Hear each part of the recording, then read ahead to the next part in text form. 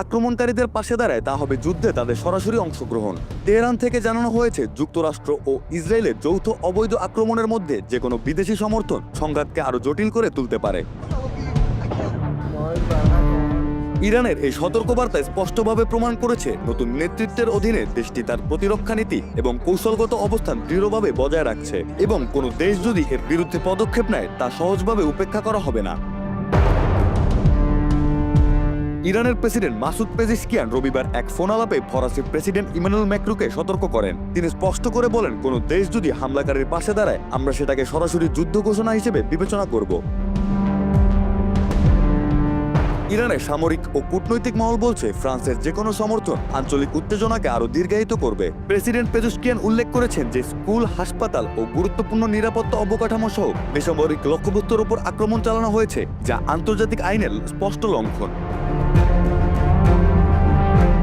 ফ্রান্সের president macro এই হুঁশিয়ারি পাওয়ার পরপরই ইরানি বেসামরিক লোকজনের মৃত্যুতে দুঃখ প্রকাশ করেছেন এবং বলেছেন তার দেশ এই সংঘাতে সরাসরি জড়িত নয়। তবে তেহরান স্পষ্টভাবে জানিয়ে দিয়েছে কোনো দেশ যুক্তরাষ্ট্র ও ইসরায়েলকে লজিস্টিক দিয়ে সহায়তা দিলে তারা সেটিকে সরাসরি যুদ্ধের অংশ হিসেবে গণ্য করবে।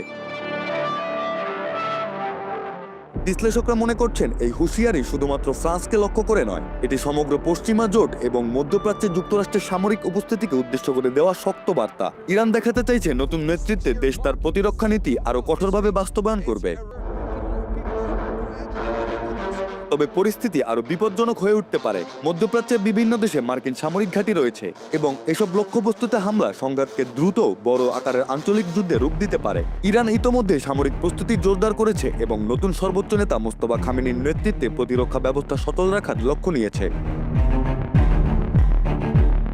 ফ্রান্সের যে কোনো সমর্থনকে যুদ্ধের অংশ হিসেবেও গণ্য করার হুঁশিয়ারি দিয়ে ইরান নিশ্চিত করেছে যে বিদেশে হস্তক্ষেপের কোনো সুযোগ নেই।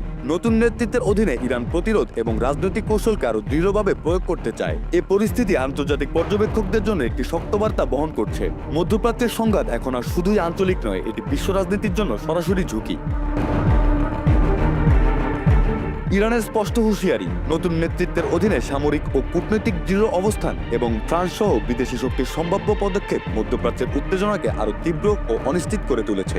নতুন এই পরিস্থিতিতে সংঘাতের আকার, প্রভাব এবং ভবিষ্যতের কূটনৈতিক গতিবিধি বিশ্ববাসীর জন্য ভীষণ উদ্বেগের হয়ে দাঁড়িয়েছে।